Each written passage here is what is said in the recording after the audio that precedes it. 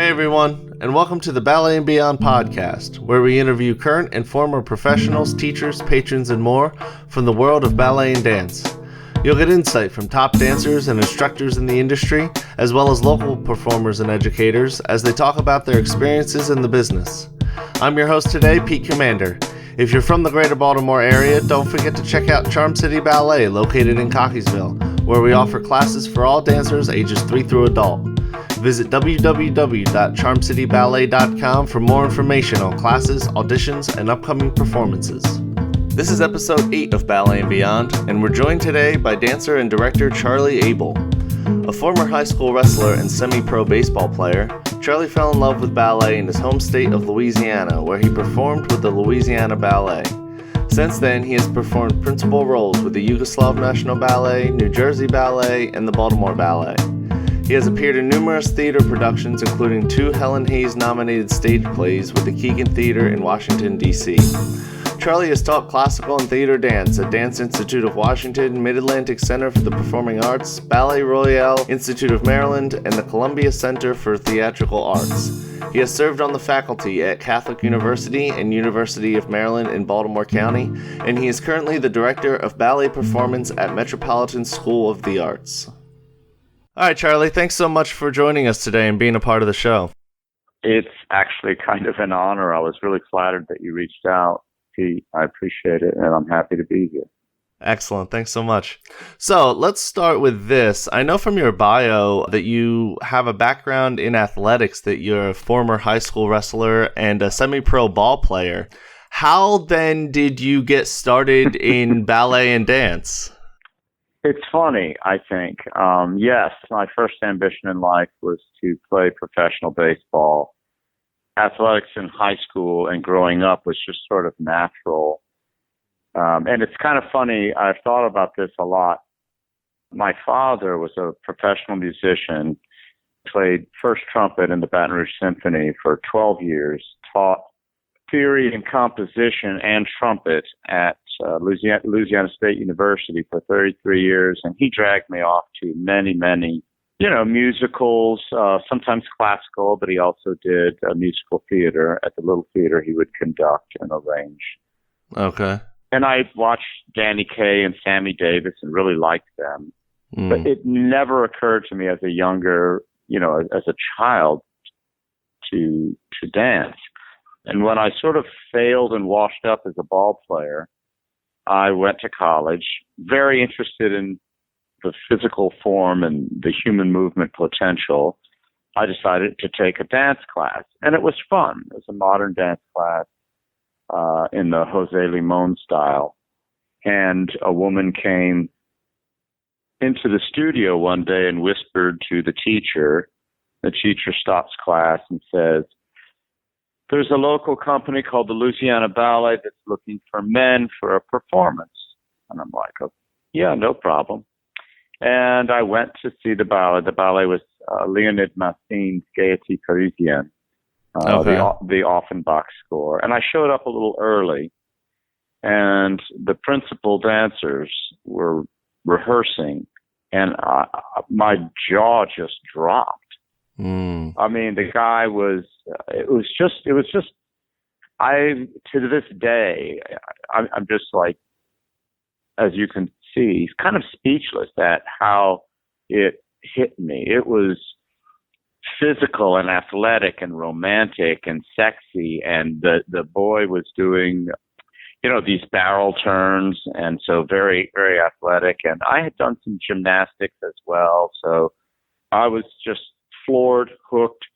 And I think one of the biggest things that hooked me was I told the teacher, "Hey, I want to do that." And she kind of went, "Well, I mean, you can't do that." and having been in athletics, I kind of chuckled. "Oh, don't you worry." And of course I couldn't. It was the most difficult thing. I mean, I'd been able to pick up a tennis racket and whack a ball. I've been able to hit a baseball. I could throw strikes. I could catch a football. I could do things pretty easily. I could not keep up with classical ballet. And it frustrated me, and it made me I just was so determined. And again, all these years later, some 45 years later, I'm still in the business and very grateful for that woman, Miss Phoebe Brantley, the late Phoebe Brantley of the Louisiana Ballet and the Brantley School of Ballet. So how did your experience in athletics then translate into your ballet training? How did that overlap for you? You know, baseball was, again, my first passion and my first love. And if any of your listeners care to observe a pitcher's wind-up in slow motion and maybe pause it, stop action, the delivery. And if you also, I assume your listeners are familiar with ballet technique and dance shape and form and movement, you'll see many, many commonalities in the form. You'll see attitude front and back. And if you care to look at the second baseman's footwork turning a double play, it's quite graceful. If you care to watch a center fielder charging a base hit, coming up to throw out a runner trying to score from home, it's very much like a hitch kick. You know, there are many, many, many commonalities. And now, many athletes cannot bridge the gap and begin to make their movements musical, for example, and smooth. But the coordinated abilities of, professional athletes, any athlete, are very, very similar to those in the classical ballet. And I guess other dance forms too, Pete. I've done a lot of dance forms and used to teach many other forms, but I kind of felt like a faker when it came to modern and jazz, because while I had done the forms, I was very, very studious ballet student. As I said, my jaw dropped. I completely invested myself in learning everything I could. We didn't have YouTube back then, but right. I read all the books, and most of them had photographs, and the still photographs were very good for me to learn the shapes. And dictionaries, I learned all the translations and things like that. So, Anyway, but I feel there's many, many common elements in the movements of both athletes and dancers.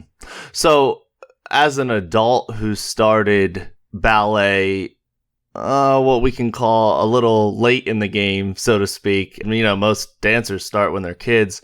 What kind of advice or approach would you recommend for adults who now want to get into ballet? Well, I do think it's a tough road. And I think that because much of what the dancer does in the early years is truly reshape and resculpt their musculature, their body. And quite frankly, I never had good feet, for example. They were stuck in baseball spikes and they weren't very good. But in the 70s, if you had good, clean double pirouette, double tours, could lift the women, and you could get work. Right. And if nothing else, I was a very hard worker. So actually, Pete, that's a real tough one, because there's a ballet sensibility, a movement quality, a romance. It's a classical form. And moving in that style, it's unique and requires a sense that, I'm sorry to say, and I hope no one is angry with me, some people have and some people don't. Now, that does not indicate you shouldn't do it, because the ballet training, in terms of focus on the center, the core, and the shape and how to hold your body, is translatable to many, many, many, many, many, many styles. And, I have students, and that's the wonderful thing about the Metropolitan School of the Arts, not to plug us, but to plug us. They're wonderful. It's a wonderful school.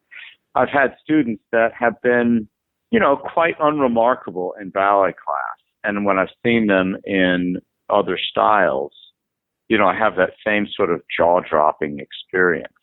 And our school focuses on everything from Broadway tap to rhythm tap to rockette style jazz to contemporary jazz and, traditional Fosse jazz, modern, forms that weren't around in the 70s. Right. And so it's marvelous, just absolutely marvelous to see that. And it gives me this whole new appreciation for, my students. And I hate to think that I feel as if I was myopic, only seeing them as unremarkable in ballet class when they completely blow me away in other styles. So, you have show business as a big pie called show business. And then you have a slice of it called dance. And then you have a very thin slice called ballet. And it's quite foundational.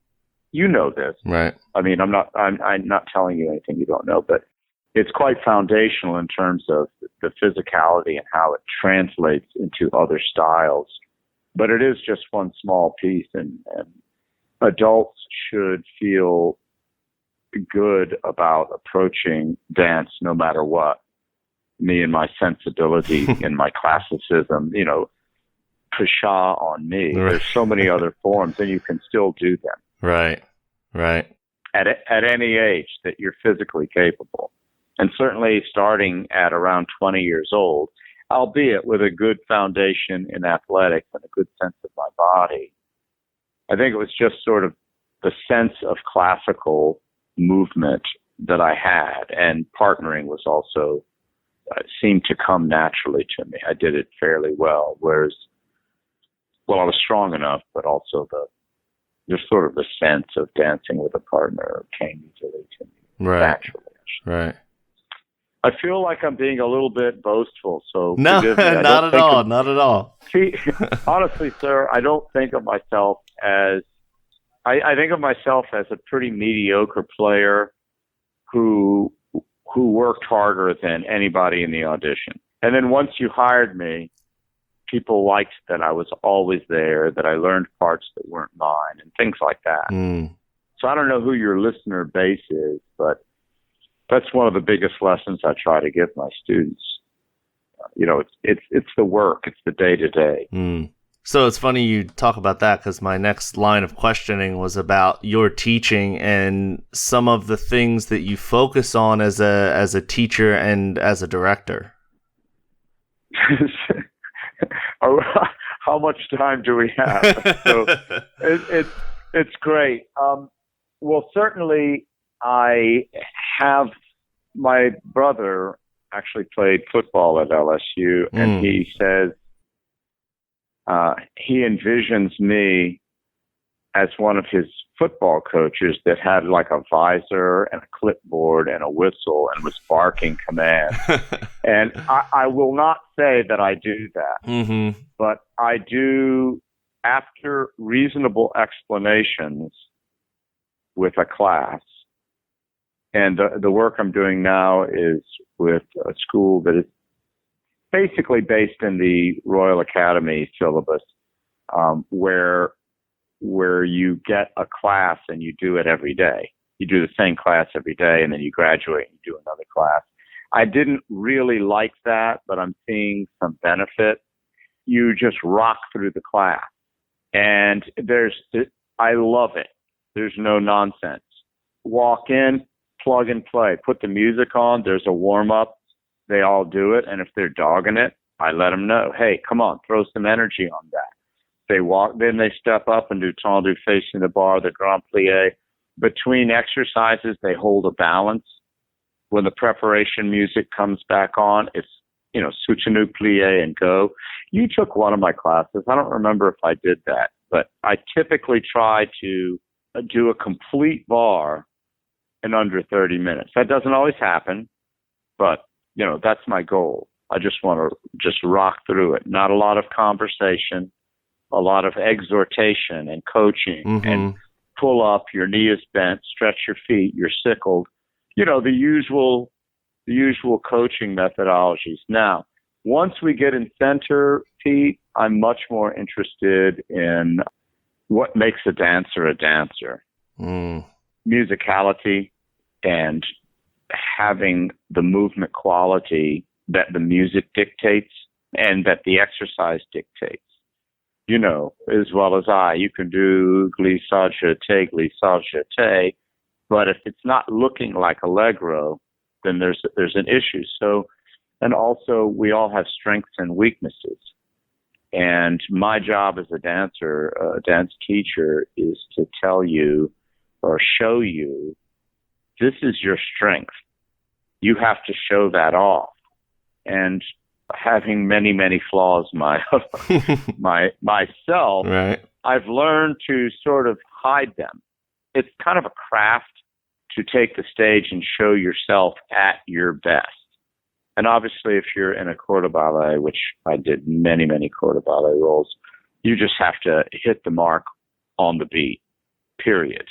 But it's obviously more fun to, well, train soloists, but also I want to train the person to express themselves. And so that comes out as a director as well. I do find that I like working with rehearsal coaches because sometimes, frankly, I'm not that good at, you know, your left fingernail is here. And you know what I mean? Right. I look at things as a sentence, you know, this sentence has to say this. And I want a certain feeling in a movement. I want a certain pop on a certain beat. You know, we have to tell stories, even in an abstract ballet. And if nothing else, tell the audience who we are. You know, you've got to have something inside that you're saying. If nothing else, I'm alive.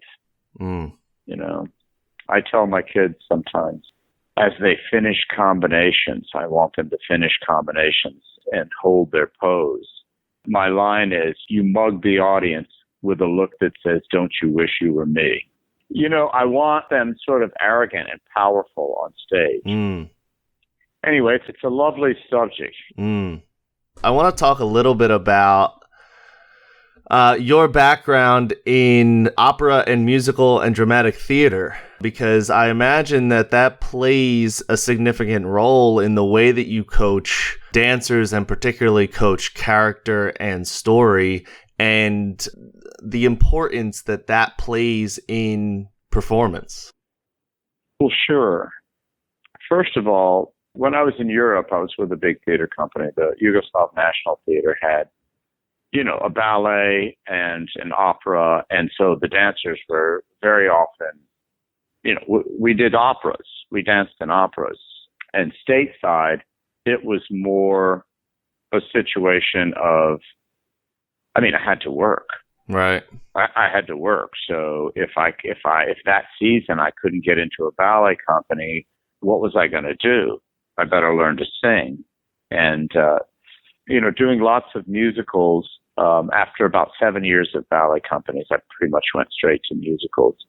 My hair turned white and I was a good dancer, so they were still putting me in the line and I didn't mind. But I did feel a little out of place. Everyone else was 20 and I was in my mid 40s, albeit my hair was prematurely white, but still. I mean, I could see the audience and I felt like I got this look like, one of these things doesn't look like the other. But I always watched and sat into, you know, you'd be at rehearsal all day and I watched other people's scene work and I listened to the coaching.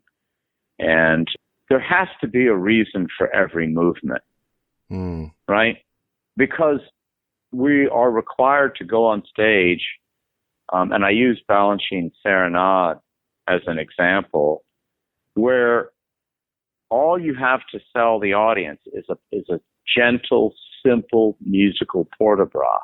Well, there better be something inside of you coming out, because otherwise no one really wants to see it. I also tell kids not to emphasize the preparation. Nobody wants to see you sit in fourth and make sure you're in place. It's getting into fourth. That's the step and the pirouette, not sitting there, focusing, getting it right, and then going.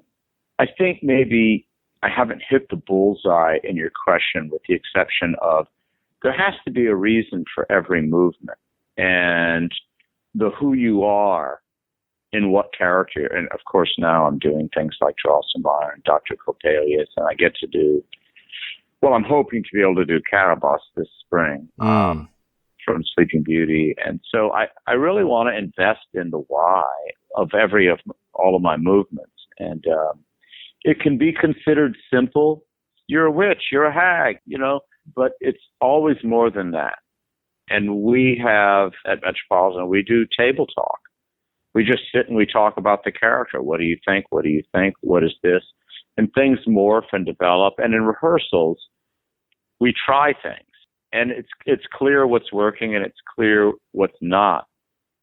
And I guess at this point, I'm hoping that I'm answering your question. I think it's a difficult question. Because it's sort of different for every role, and every process is one that you have to go into kind of blank slate. I've done Nutcracker with the same company, the Mid-Atlantic Center for the Performing Arts. The great, phenomenal Shannon McHale Torres is coach there and choreographer, wonderful. But we do largely the same Nutcracker every year. Mm-hmm. And I've done others with other companies over the years as well, which is always fun to try to remember when you show up to the theater which Nutcracker you're doing. But right.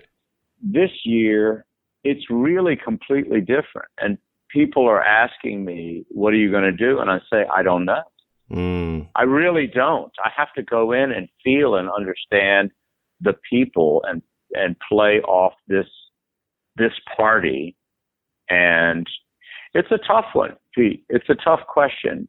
Is there a process? I think a professional actor, I don't have specific training as an actor. Mm-hmm. Like I said, I would watch rehearsals. I discuss acting with other actors and their process. Honestly, as an actor, I've done some straight plays. I've been fortunate to get a couple of roles. The first thing I do, I memorize my lines. The second thing I do is remember where they want me to stand and when they want me to move. Okay? There's a guy, I think it was Spencer Tracy, the actor, said, acting's really easy. All you have to do is remember your lines and avoid running into the set pieces. Just know how to walk and move on stage, right? Which is helpful as a dancer. And when you remember your lines and you're delivering them and you're working with another scene partner, things develop naturally. And then you have your conversations with directors and they try to get things out of you. And to your actor listeners, there's going to be times that you disagree with your director. And guess what you have to do? You have to do what your director says. And so that becomes, again, craft. Mm-hmm. What kind of strategies or approaches do you use when you're coaching and you have a dancer who just isn't connecting the inside with the outside, the character with the movement? Well, I guess one easy answer is look for another dancer, but okay. I do think we have great resources available to us on this newfangled device called the interwebs. There are some marvelous videos of dancers in all manner of variation that they can get. I also think it's important to read.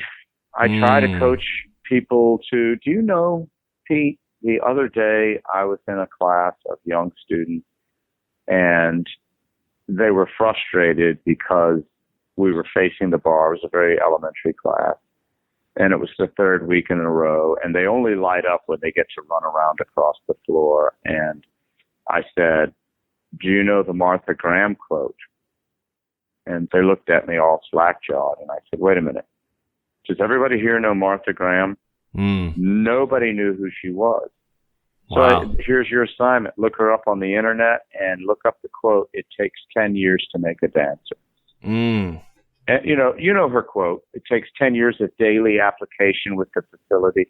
I don't know it exactly, but I have to push people beyond the studio and tendus. And often that's literature, music, the internet. That's probably the first place if I'm teaching a variation from Sleeping Beauty, go look at Antoinette Sibley, for goodness sakes. Go look at someone Margot Fontaine, playing the role in her 40s, a 16-year-old, but you cannot say she wasn't beautiful. Right. No, she didn't have the extension and things like that. But I just try to introduce people to that side of it. Because as you know, there's a million beautiful arabesques out there, and there's a million beautiful passés. But until they can express something with it, it's kind of just one in a crowd. It's a face in a crowd, a forgettable face in a large crowd. The memorable face is the one that speaks to you. So I'd say that it's an all-out approach to visual stimulation, stimulation through literature, stimulation through conversation, and music, because music drives and informs choreography and movement. So you can often, borrow from the sense of what the music is doing. And then sometimes you do have to get another dancer. Right. I hate to say it, but it's true. Right. All right. Talk a little bit about, so you sort of made a joke earlier about plugging Metropolitan, but take a minute and talk to us about Metropolitan School of the Arts, what your role is there, and sort of what the projects are that they have going on right now. Marvelous school. The Metropolitan School of the Arts is on Barclay Drive in Alexandria, Virginia, www.metropolitanarts.org. The facility, let's just say the box, the building, during the day it opens at 8 o'clock, and a bunch of middle to high school students walk in that are gaining their high school degrees, diplomas, as well as preparing themselves. It's a pretty professional arts training program. Okay. With ballet, modern, tap, jazz, voice, acting, and instrumental. There are acting ensembles, and there's the ballet company, Metropolitan Youth Ballet, that works out of the box. Now, many of the students in the ballet company are from the academy, it's called. That's the high school. But just as many come from the local community, where at 4 o'clock it turns into a local art school. Okay. Where, again, ballet, tap, jazz, modern, hip-hop are all offered. Instruments, voice, etc. are all offered.